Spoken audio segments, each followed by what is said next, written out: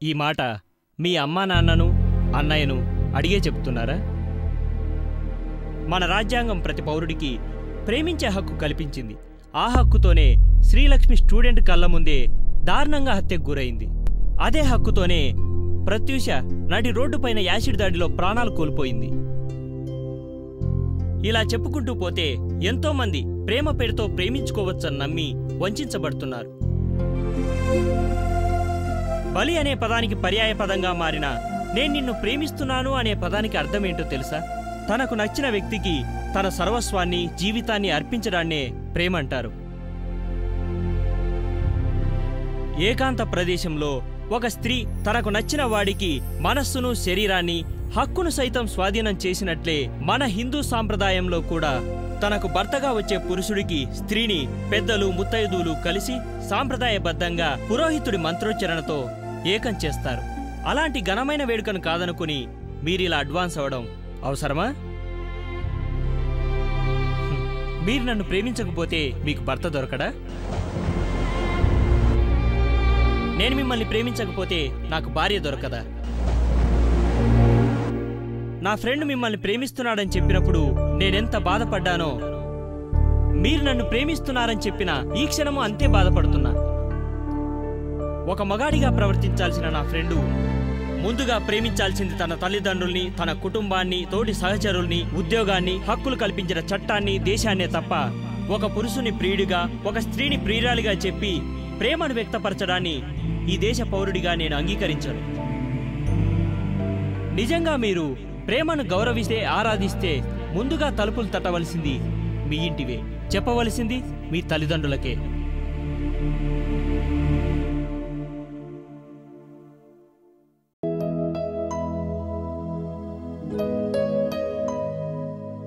మన రాజ్యాంగం ప్రతి పౌరుడికి ప్రేమించే హక్కు కల్పించింది. ఎంతోమంది ప్రేమ పేరుతో ప్రేమించుకోవచ్చని నమ్మి వంచబడుతున్నారు. ఈ భారతదేశ మట్టిలో పుట్టిన ఏ మనిషి అయినా ముందుగా ప్రేమించాల్సింది తన తల్లిదండ్రుల్ని, తన కుటుంబాన్ని, తోటి సహచరుల్ని, ఉద్యోగాన్ని, హక్కులు కల్పించిన చట్టాన్ని, దేశాన్నే తప్ప ఒక పురుషుని ప్రియుడిగా, ఒక స్త్రీని ప్రియురాలిగా చెప్పి ప్రేమను వ్యక్తపరచడాన్ని ఈ దేశ పౌరుడిగా నేను అంగీకరించను.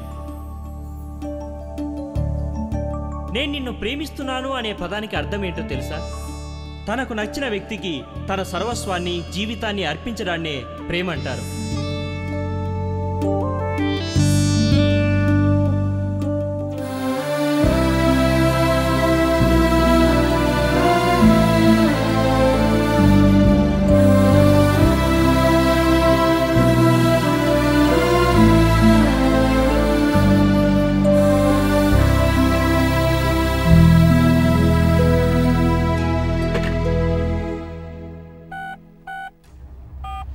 నాన్నగారు, మీతో ఒక విషయం మాట్లాడాలి. ఏమిటి?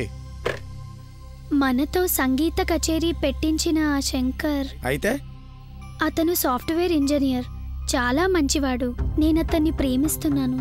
తండ్రిగా మీ అనుమతి కోసం. ఏమన్నావు? ప్రేమించావా? తండ్రిగా నేను విద్యాలయాల్లో గురువులు నేర్పని ప్రేమను నువ్వు నేర్చుకుని నా అనుమతి కోసం వచ్చావా? ఒక తండ్రిగా నీ ప్రేమను నేను అంగీకరించను. ఇది జాబ్ కాదు, తండ్రి చేయాల్సిన పని కూతురు చేయడానికి. ఇది జీవితం. నిన్ను ఎలాంటి వాడికి ఇచ్చే చెయ్యాలో నాకు తెలుసు. తండ్రిగా అది నా బాధ్యత కూడా. పెళ్ళనేది సాంప్రదాయబద్ధంగా చేయాల్సింది. ఆ సాంప్రదాయానికి మనం మచ్చ తీసుకురాకూడదు. నేను నేర్పిన వాటిని మాత్రమే ఆచరించే చాలు. ఇక వెళ్ళు.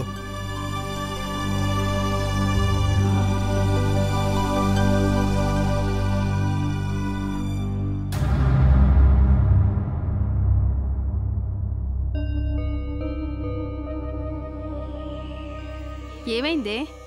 ఏంటి అసలేం జరిగింది? ప్రేమలో విఫలమయ్యానే. అంటే శంకర్ దీని ప్రేమను అంగీకరించలేదన్నమాట. ప్రవళిక, నీ మొహం చూస్తుంటే నువ్వు చాలా బాధపడుతున్నావు అనిపిస్తోంది. చూడు రమ్య, నేను మా నాన్నగారి దగ్గర శాస్త్రీయ నృత్యం నేర్చుకున్నానే తప్ప ప్రేమను ఎలా ప్రేమించాలో నేర్చుకోలేకపోయానే. ఎవరిని ప్రేమించాలి, ఎందుకు ప్రేమించాలి, ఎప్పుడు ప్రేమించాలి అనేది. శంకర్ని ప్రేమించిన తర్వాత నిజమైన ప్రేమేంటో తెలిసింది. ముందు నా తల్లిదండ్రుల్ని ప్రేమిస్తున్నాను, నా స్నేహితుల్ని ప్రేమిస్తున్నాను, సాంప్రదాయ కళని ప్రేమిస్తున్నాను, నా దేశాన్ని ప్రేమిస్తున్నాను, నా జాతీయ జెండాని ప్రేమిస్తున్నాను. అంతకు మించి ప్రేమించేందుకు ఇంకేమైనా ఉందంటే అది అబద్ధమే. ప్రవళిక,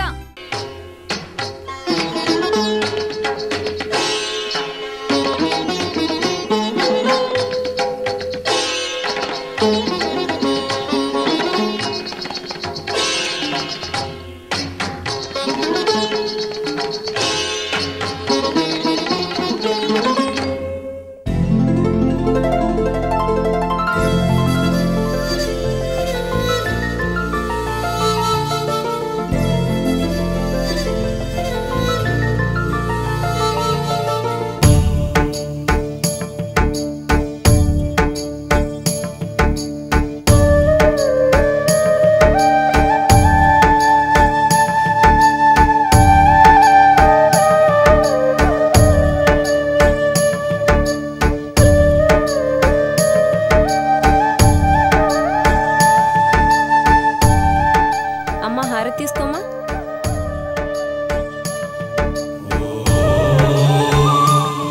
నాన్నగారికి అన్నయ్యకి హారతి ఇచ్చిరా.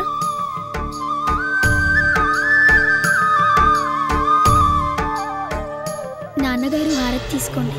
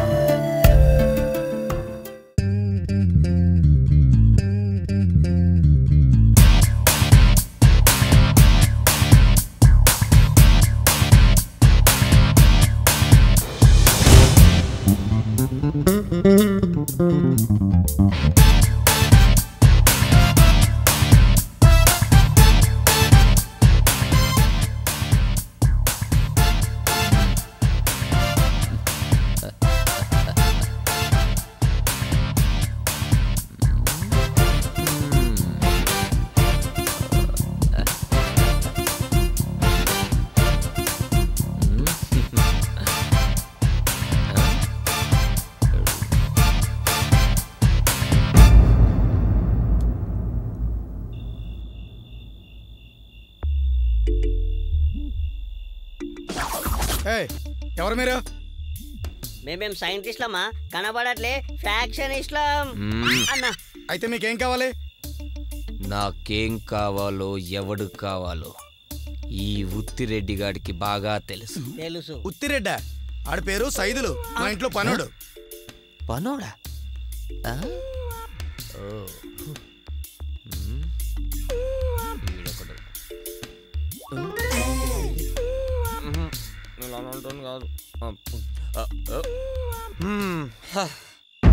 సీమలో ఎవ్వరి పేరు చెబితే బట్టల షాపు వాళ్ళందరూ భయపడతారో, ఎవ్వరి పేరు చెబితే హ్యాపీగా ఊర్లో వాళ్ళందరూ బట్టలు కుట్టించుకుంటారో ఆ బట్టే ఈ ఉత్తిరెడ్డి గాడు కుట్టిన ఈ బట్ట.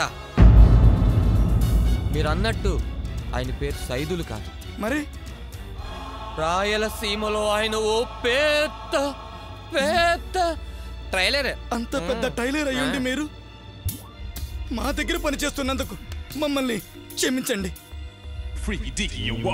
మిమ్మల్ని ఒక విషయం అడగనా? నాకు మీరు చెప్పి తీరాలి. అడుక్కో. అసలేం జరిగిందో నాకు తెలియాలి, నాకు తెలియాలి, నాకు తెలియాలి. హలో, అన్నిసార్లు అడగాల్సిన అవసరం లేదు. వాడే ఫ్లాష్ బ్యాక్ ఎప్పుడు చెప్దామా అని ఎదురు చూస్తున్నాడు. చెప్తాలే. ఈడొకడు. రే ఆడు చెప్పాడుగా, చెప్పు చెప్పు. ఎవడడిగినా అడగకపోయినా చెప్తా. Flash back start. స్టార్ట్ చేయి.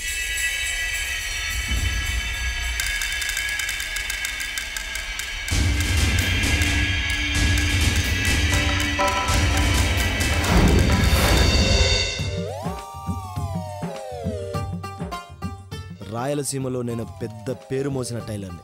రాయలసీమలో చుట్టుపక్కలంతా నా దగ్గరికి బట్టలు తీసుకొని వచ్చి కుట్టి ఇవ్వమంటారు. అలా ఆది సోమ మంగళరెడ్డి వాళ్ళ నాన్న కూడా నా దగ్గరికి ఒక జత బట్టలు తీసుకొని వచ్చాడు. ఆ జత బట్టల వల్లే ఇన్ని ప్రాబ్లమ్స్. కానీ ఒక రోజు ఏంట్రా నువ్వు పీకేది? నువ్వు పీకేదేట్రా నా పంచి మీద అంచు? ప్యాంటు వేసుకోవడం చేత కానీ ప్రతి ఒక్కడు ప్యాకిలిస్తాను. పంచని చూస్తే చాలు ప్యాంట్ మీద వేసుకున్నాడు ప్రతి ఒక్కడు ఫ్యాక్టరీ చెప్తాడే. రేయ్ నీకు నిజంగా దమ్ముంటే నా పంచి నువ్వు కట్టుకుని చూపించు, నీ ప్యాంట్ వేసుకుని చూపిస్తా. చాలా ఛాలెంజ్.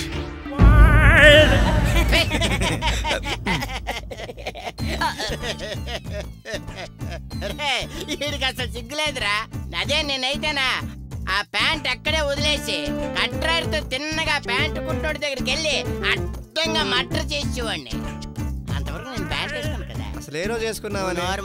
నువ్వు ప్యాంటు వేసుకోకుండా మర్డర్ చేస్తావు, నేను ప్యాంటు వేసుకుని ఆ టైలర్ ని మర్డర్ చేస్తా. నీకు నాకు అదే తేడా. తిండ్రా బళ్ళు. నడిచొచ్చావానా? నేను శనికేశ్వర్ రెడ్డి పరువు తీయడానికి కొండారెడ్డి దగ్గర తొత్తుగా మారి ఓ దుర్మార్గానికి ఒడిగట్టానని రాయలసీమంతా కోడాయి కూసింది. మీరెన్నైనా చెప్పండి, నేను మాత్రం కావాలనుకుంటలేదు. ముప్పేంది నడుమైతే 40 గుట్టా. బెల్ట్ పెట్టుకుంటాడు అనుకున్నా, కానీ నాకు తర్వాత తెలిసింది బెల్టే కాదు లోపల బనీను మొల్తాడు డ్రైవర్ కూడా వేసుకోవడం. ఆ కారణం వల్ల రాయలసీమలో పెద్ద టైలర్ గా బతకాల్సిన నేను అలా మీ దగ్గర పనికి చేరాల్సి వచ్చింది. ఆ రోజు శనికేశ్వరరెడ్డి పరువు పోయిందని నన్ను ఎక్కడ చంపేస్తాడనే భయంతో మీ దగ్గర పనికి చేరాల్సి వచ్చింది. Flash back end. ఆపండి. మీరు ఒక ఫ్యాక్షనిస్టులు, మీకు ఒక ఫ్లాష్ బ్యాక్. ఈ ఏరియాని వదిలి అర్జెంట్గా ఖాళీ చేయకపోతే నా ఫ్లాష్ బ్యాక్ గురించి మీకు వినిపించాల్సి వస్తుంది. నా డైలాగ్లను నువ్వు దొబ్బేస్తావేంట్రా? పెట్టాల్సింది నాకు కాదు, ఆయనకి. నమస్కారం. వచ్చేరు, నువ్వు కూడా పెట్టొచ్చాయి.